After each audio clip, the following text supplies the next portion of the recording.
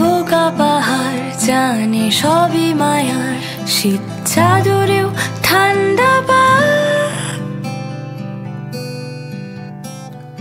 না না না না না না না না না না না। Hello everyone, welcome back to my channel. আমি চিত্রাঙ্গদা আর তোমাদের জন্য নিয়ে এসেছি আজকে একটা অসাধারণ ব্লগ। আমাদের আজকে ছিল তাগদা তিনচুলের সেকেন্ড ডে স্টেইং, আর আজকে আমরা ঠিক করেছিলাম যে একটু সাইট সিইং গুলো করে নেব। তো তুমি যদি তাগদা তিনচুলেতে স্টে করো অথবা শিটং অহলদারায় স্টে করো, তাহলে কিন্তু এই সাইট সিইং গুলো তোমাদের লিস্টেও আছে। তো চলো তোমাদের একটা একটা করে দেখাতে থাকি কি কি সাইট সিইং আমরা করলাম।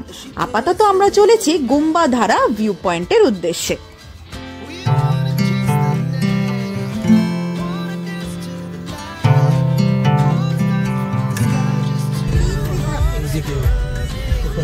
উপরে দেখতে হচ্ছে, উপরে ওই সামনে সামনে।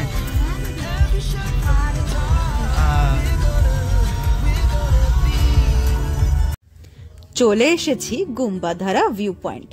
চারিদিকটা দেখেই পুরো মন ভরে যাচ্ছে, তাই না? আর ওই যে পরিষ্কার কিন্তু দেখা যাচ্ছে কাঞ্চনজঙ্ঘাকে।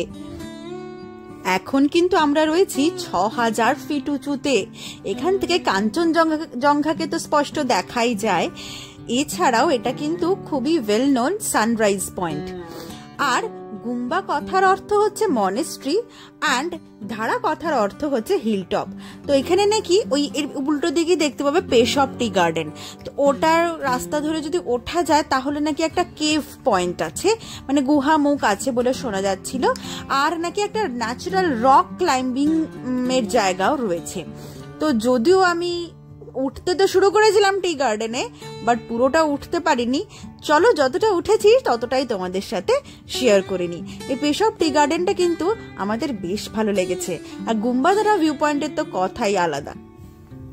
যেভাবে মেঘেরা ঘামে, যেভাবে হাত ঠান্ডা হয়, তুমি তো হলদে খামে, কি আর বলো পাঠাবে। যা কিছু আর যত ছিল বলার সব মুলতবি হয়ে যাক। বোকা পাহাড় জানে সবই মায়ার, শীত চাদরেও ঠান্ডা পা না না না না না না না না। কি মন ভরে কাঞ্চনজঙ্ঘা দেখলেন তো?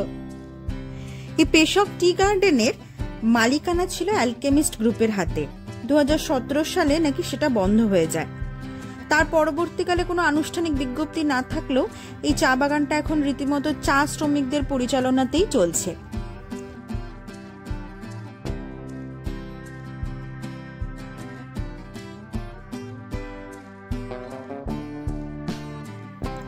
এই ওপরের এত সুন্দর দৃশ্যটা দেখে যেন নামতে ইচ্ছা করছিল না। আকাশটা কি দারুণ লাগছে, তাই না? শেষমেশ গাড়িতে স্টার্ট দিলেও একটু নিচে নেমেই আবার দাঁড়িয়ে পড়েছি। এই জায়গাটা এত সুন্দর লাগছিল, ঠিক মানে জাস্ট 2 মিনিটও হয়নি পেশপ টি গার্ডেন থেকে গাড়ি স্টার্ট করেছি। এখানে নেমে আর বেশ কিছু ফটো তুলে তারপরে আবার গাড়ি স্টার্ট দিয়েছি। এবার চললাম আমরা ত্রিবেণী ভিউ পয়েন্টের দিকে। ওই যে আবার কাঞ্চনজঙ্ঘা দেখা যাচ্ছে, কি স্পষ্ট।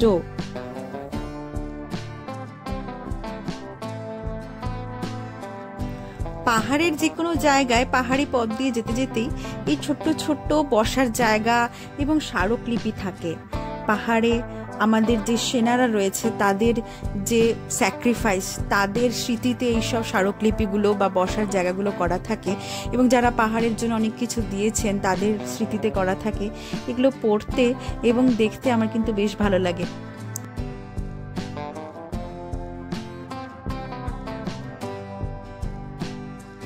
কাঞ্চনজঙ্ঘার অপরূপ সৌন্দর্য দেখতে দেখতে কিন্তু আমরা এগিয়ে চলেছি, আর আপনাদেরও সেটা দেখাতে কিন্তু ভুলিনি। আর রাস্তার ধারে এই গোছা গোছা হলুদ ফুলগুলো যেন আরো আরো মনোমুগ্ধকর হয়ে উঠছিল। এই যে দুই দিকে জঙ্গল আর মাঝখানের রাস্তা, এই জঙ্গলটা কিন্তু তিস্তা ভ্যালি ফরেস্ট। এই তিস্তা ভ্যালি ফরেস্টের মধ্য দিয়ে যেতে যেতেই আমরা পেয়ে যাব আমাদের ত্রিবেণী ভিউ পয়েন্ট বা লাভার্স মিট পয়েন্টে। চলুন যাওয়া যাক।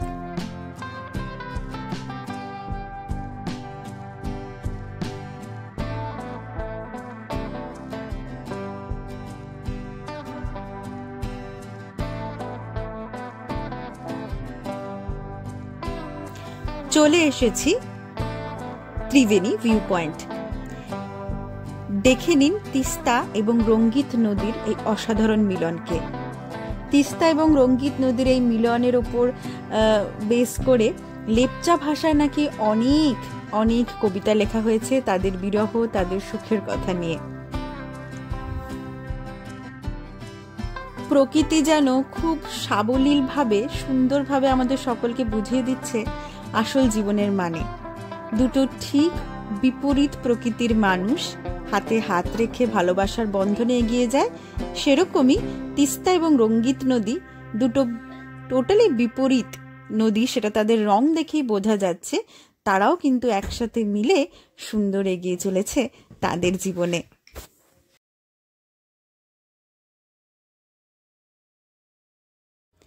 এই জায়গাটায় তোমরা দেখতেই পাচ্ছ দুদিকে বেশ কিছু ছোট ছোট স্টল ছিল। আমরাও একটু চা বিরতি নিয়ে ফেলেছি, তো একটু চা খাবো আর বিস্কিট বা চকলেট খাইয়ে নেবো। ত্রিবেণীর যে একদম ত্রিবেণীতে যাওয়ার একদম রঙ্গিত নদীকে তিস্তা নদীর কাছ থেকে দেখবার খুব ইচ্ছা ছিল, বাট বেবি থাকার কারণে আর অতটা যাওয়া হলো না। এমনি বেরোতে আমরা প্রায় 11টা বাজিয়ে ফেলেছিলাম, তো আর যাইনি। এই দেখো হনুমান, এখানেই বললাম না ফরেস্ট ভ্যালির ভেতরে এই বড় বড় গাছগুলোতে অনেক অনেক হনুমান ছিল, তার মধ্যে একটা হনুমান দেখি রাস্তায় চলে এসেছে। ত্রিবেণীর যে মিলনটা দেখলে ওটার কিন্তু তোমার ওই তিস্তা রঙ্গিতের মিলনটা, তার 3 দিকে কিন্তু 3টে ডিফারেন্ট জেলা। এই সাইডে যেখানে আমরা আছি সেটা দার্জিলিং, আর এপাশে ছিল সিকিম, আর ওপাশে ছিল হচ্ছে কালিম্পং। সেই জন্যই এই জায়গাটার নাম কিন্তু ত্রিবেণী।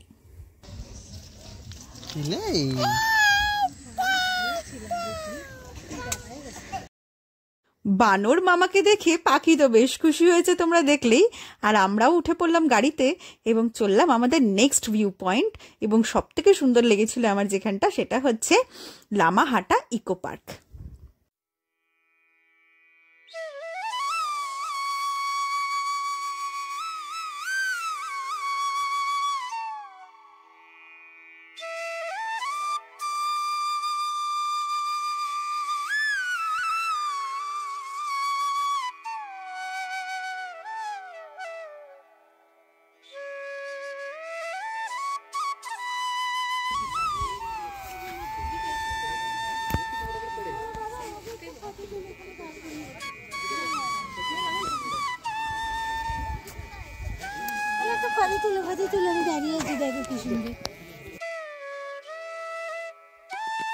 এই লামাহাটা ইকো পার্কে কিন্তু আজকের দিনটার বেশিরভাগটা আমরা কাটিয়ে ফেলেছিলাম।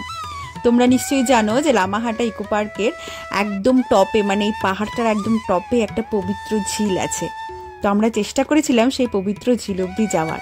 তো সেটা যাওয়ার আগে আমার শাশুড়ি মাকে এবং আমার মেয়েকে একটা সুন্দর জায়গায় বসিয়ে রাখছিলাম, কারণ তারা তো অত উপরে উঠতে পারবে না।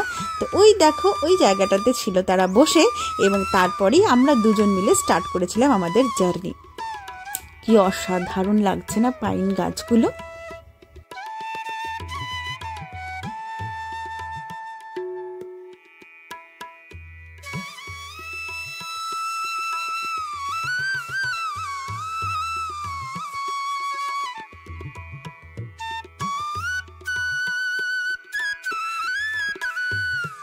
লামাহাট্টার পবিত্র ঝিল অবধি উঠে যাওয়ার জন্য কিন্তু সুন্দর করে রাস্তা তৈরি করা আছে। মানে রেলিং, অ্যাকচুয়ালি রাস্তা বলতে তোমার স্লোপটা কম আছে এখানে, আর এবড়ো খেবড়ো অতটা নেই, একটু সমান করে দেওয়া আছে, অ্যান্ড রেলিং দেওয়া আছে, যেটা থেকে তোমরা বুঝতে পারবে যে এই রাস্তা ধরে এগোলে কিন্তু সহজে পৌঁছানো যাবে ওই পবিত্র ঝিল অবধি। প্রথমে আমরা রাস্তা হারিয়ে ফেললেও পরে কিন্তু ঠিকভাবে পৌঁছে গেছি।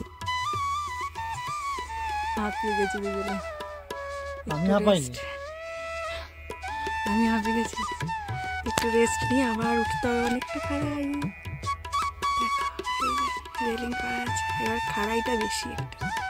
সামনে দেখা যাচ্ছে। পায়ে পায়ে শেষ অব্দি পৌঁছেই গেলাম পবিত্র ঝিলুর দ্বীপ। চলো দেখে নাও কি সুন্দর জায়গাটা।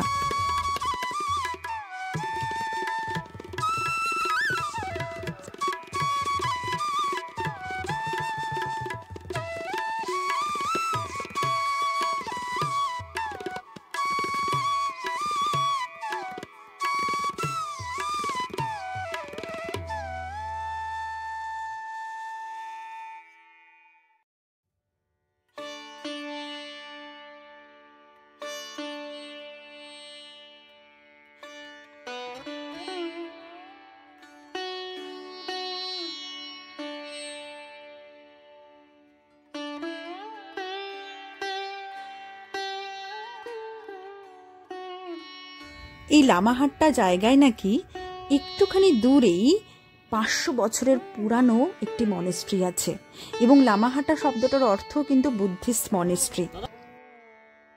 অনেকটা দেরি হয়ে গেছে, মাকে ফোন করে জানলাম মেয়ে একটু একটু কান্নাকাটি শুরু করেছে, তাই দুজন মিলে চটপট নেমে পড়েছি। এরপর তাকদা অর্কিড হাউসে যাওয়ার ইচ্ছা থাকলেও মেয়ের আর ইচ্ছা করছিল না, তাই আমরা কিন্তু হোমস্টে ফিরে গেছিলাম। আজকের ঘোরাফেরা এই পর্যন্ত, আবার দেখা হবে আপনাদের সঙ্গে দারুণ একটা ভিডিও নিয়ে।